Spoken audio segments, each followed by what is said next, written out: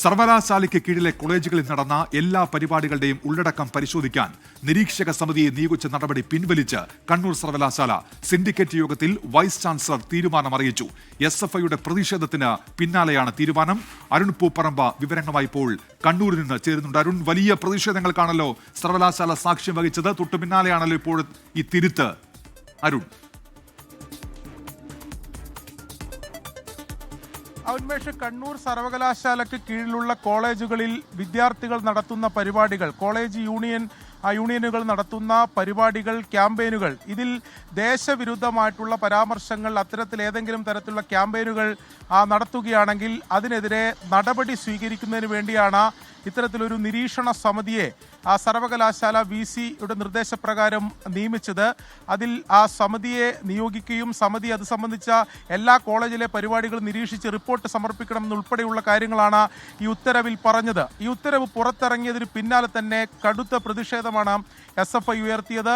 സർവകലാശാല ആസ്ഥാനത്തേക്ക് നടത്തിയ മാർച്ചിൽ പലവട്ടം സംഘർഷമുണ്ടായി.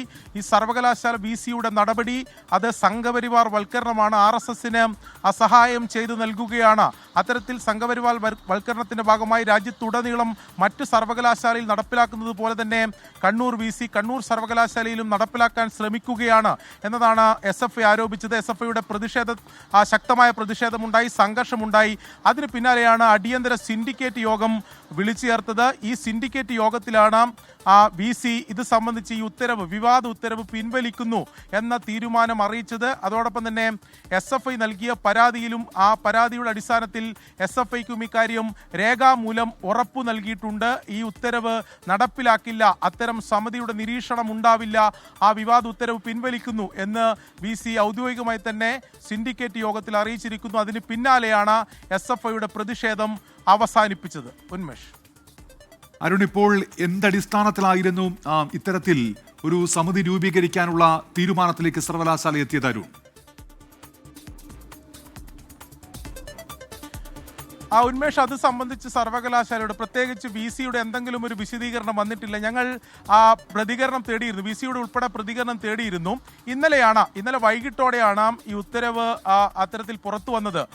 ഞാൻ നേരത്തെ സൂചിപ്പിച്ചതുപോലെ സർവകലാശാലയ്ക്ക് കീഴിലുള്ള പരിപാടികൾ, വിദ്യാർത്ഥി യൂണിയൻ പരിപാടികളൊക്കെ നിരീക്ഷിക്കുന്നതിന് വേണ്ടി പ്രത്യേക സമിതികൾ, വിവിധ കോളേജുകളിലെ അധ്യാപകരടങ്ങുന്ന വിദഗ്ധ സമിതിയാണ് നിയോഗിച്ചത്. ആ വിദഗ്ധ സമിതിയെ നിയോഗിച്ചുകൊണ്ട് ഇത് നിരീക്ഷിക്കുക എന്നതാണ്. സ്വാഭാവികമായും അത് ആ ഉത്തരവിൽ തന്നെ ഒരു അപൂർവതയുണ്ട്, അല്ലെങ്കിൽ അസാധാരണമായ ഉത്തരവ് എന്ന് നമുക്ക് ഒരുപക്ഷെ നിരീക്ഷിക്കാൻ സാധിക്കും.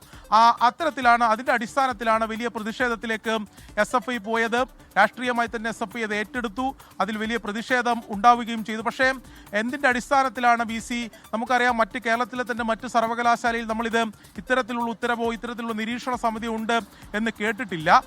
ആദ്യമായിട്ടാണ് കണ്ണൂർ സർവകലാശാലയിലാണ് ഇത്തരത്തിലൊരു ഉത്തരവ്, പ്രത്യേകിച്ച് കോളേജുകളിലെ പരിപാടികളൊക്കെ നിരീക്ഷിക്കുന്നതിന് വേണ്ടി സമിതിയെയൊക്കെ നിയോഗിച്ചുകൊണ്ടുള്ള ഇത്തരം ഉത്തരവുകൾ പുറത്തു വരുന്നത്. അപ്പോൾ അസാധാരണമായ ഉത്തരവ് എന്ന് തന്നെയാണ് SFI അത്തരത്തിൽ അതിന് രാഷ്ട്രീയമുണ്ട്, സംഘപരിവാർ അജണ്ടയുണ്ട് എന്ന് SFI ഉയർത്തി കാണിച്ചു. അതിന്റെ ഭാഗമായാണ് പ്രതിഷേധം നടന്നത്. പക്ഷേ ഇതിൽ VC-യുടെ എന്തെങ്കിലും വിശദീകരണം വന്നില്ല.